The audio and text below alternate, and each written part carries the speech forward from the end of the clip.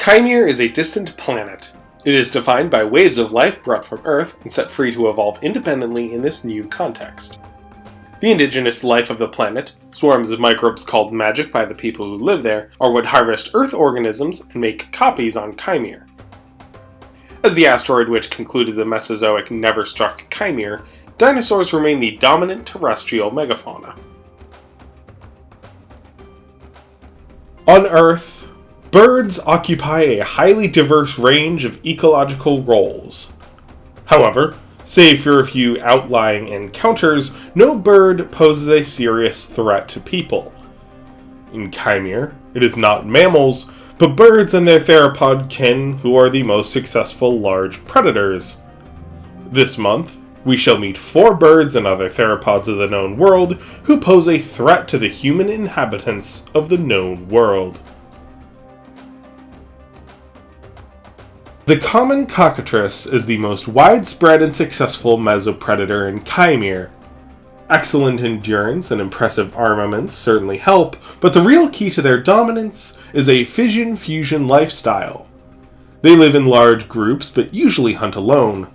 However, when they hunt solo, they are usually within eyesight or earshot of another member of the group.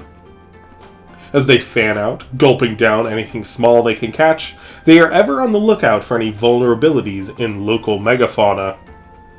If a creature shows a sign of infection, injury, or sickness, the cockatrices will assemble and mob the prey.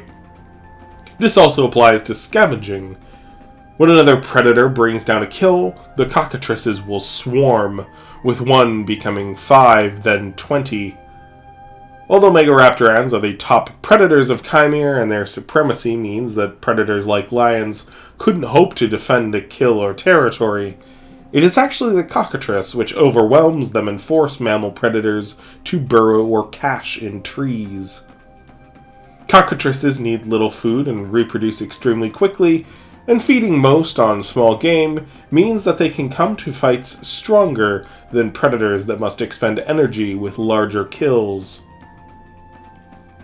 The common cockatrice is comparable in size to Deinonychus, if a bit larger.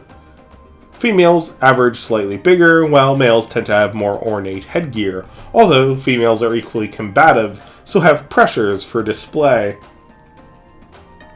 They have a pair of struts on the sides of their jaws, which flare out when the jaws are opened, making for an intimidating threat. While the standard morphs have red plumage, black-feathered morphs are common, especially in forested habitats.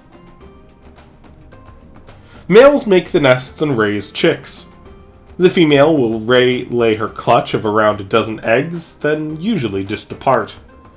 The male feeds them only for the first few weeks, after which point they work their way from insects and lizards to rodents to adult fare.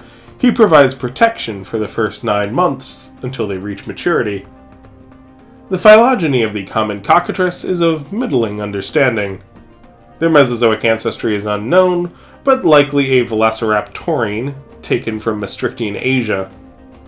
The cockatrice clade Infernogalidae, or true cockatrices, evolved in Hyrule, being diagnosed by a fusion of the metatarsals, as seen in tyrannosaurs and ornithomimosaurs. This is indication of the cursorial adaptations of these dromaeosaurs. Rather than their feet being specialized as gripping weapons, it is only the sickle claw with such adaptations. The rest of the foot is adapted for speed and endurance, setting them apart from other dromaeosaurs, and making them ironically more fitting of the name than most of their lineage. They share common ancestry with the prairie cockatrice, though their line came to the known world 1.5 million years ago at a point of low sea levels, allowing them not only to spread from Hyrule to Nikar, but then quickly spread to Arvel as well, where they now have greatest abundance. There are many as 5 recognized subspecies of common cockatrice, all diagnosed by geography. This is muddied by the fact that females especially will often travel very far in search of new territory. Males tend to remain close to their brothers where they were born, while sisters often travel together and are known to maraud for thousands of miles before establishing themselves. It is believed this is a significant factor in the range and success, and why some argue there is no need for subspecies designation. What few genetic tests have been done failed to find an entirely isolated population, though a wider sample size might do so. When bringing down large game, it is not a particularly coordinated effort. Usually, the dominant female of an adult pack, or father with subadult chicks, will make a rush for the head and neck, aiming to pierce and open the throat and jugular. While they do this, the rest harass the prey by leaping on it, biting and stabbing at the flanks. While some will try to perform the same maneuver as the dominant member of the group, this can sometimes be of a benefit as multiple claws now penetrate the throat, though sometimes the unruly mob will get in the way of each other.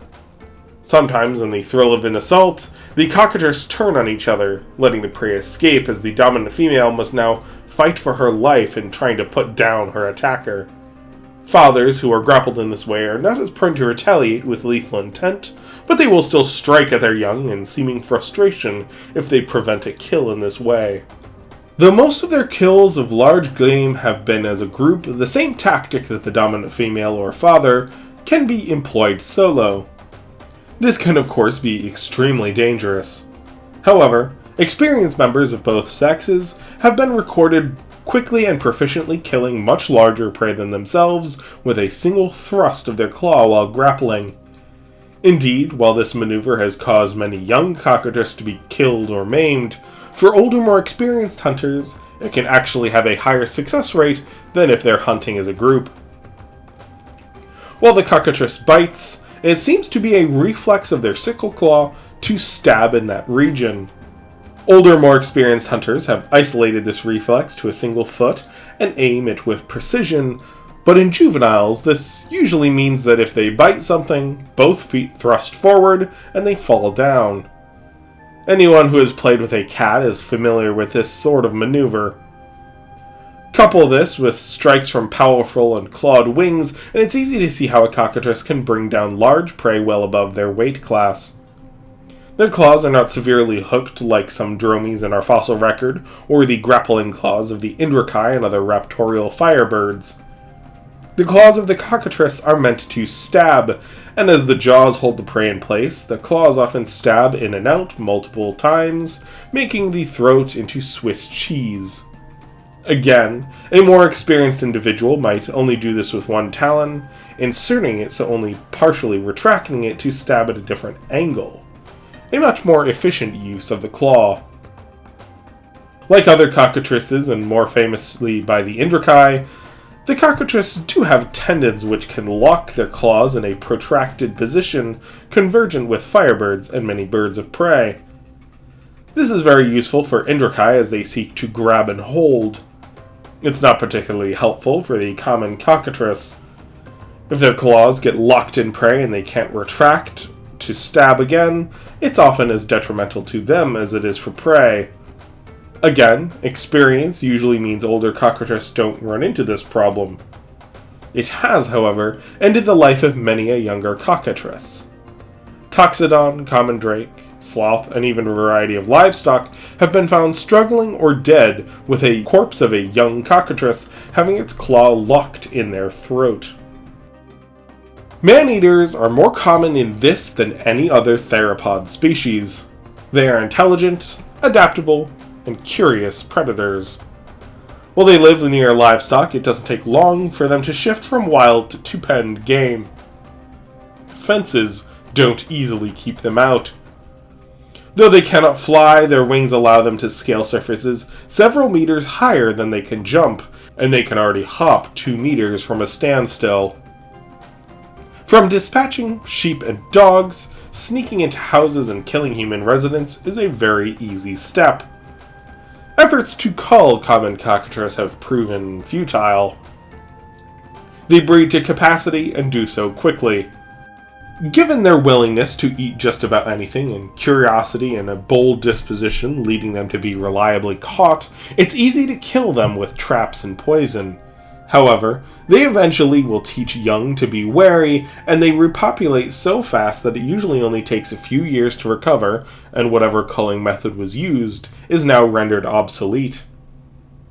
Like many formidable predators of human sizes, there are several skin-changer lineages which take the form of the common cockatrice throughout the known world. These are of course in hiding in the territories of the settled world, as most have deep mistrust of shapeshifters after the age of witches, but the forms and traditions are maintained in secret all the same. For all their violence and a well-earned hateful reputation, most of a given day in the life of a cockatrice is spent sleeping and preening as a group. They sometimes play aggressively, but rarely with lethality, and most interactions are quite affectionate. Naturally, there have been some efforts to tame and train them. In their first year, common cockatrices are surprisingly amiable.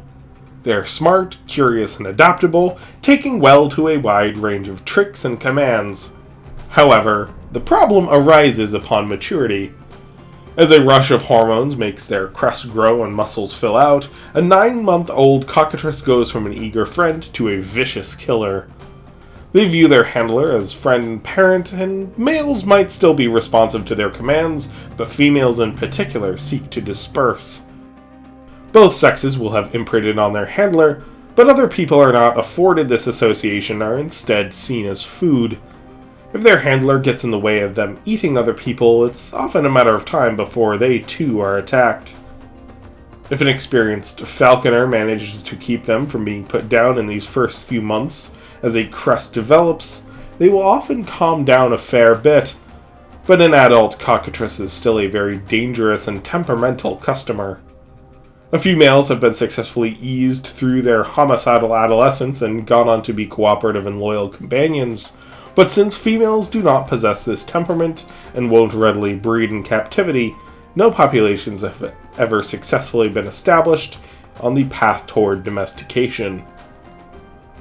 Handlers with a tame cockatrice are in high demand by many nobles as an impressive hunting companion, but even in their most tame states, a cockatrice is still a wild predator that startles easily and reflexively goes for the kill. Cheers to Ian for sponsoring this series. The birds and other theropods we meet this month are important aspects of the setting, and special focus on them was long overdue. Big cats may be more dangerous to people numerically as they are more common and abundant near settlements, not to mention being used to hunting people back on Earth, but ask any Chimeran and they will tell you they hold far greater fear towards such creatures as the Harkundi, fireback terrorbird, and both common and white cockatrice.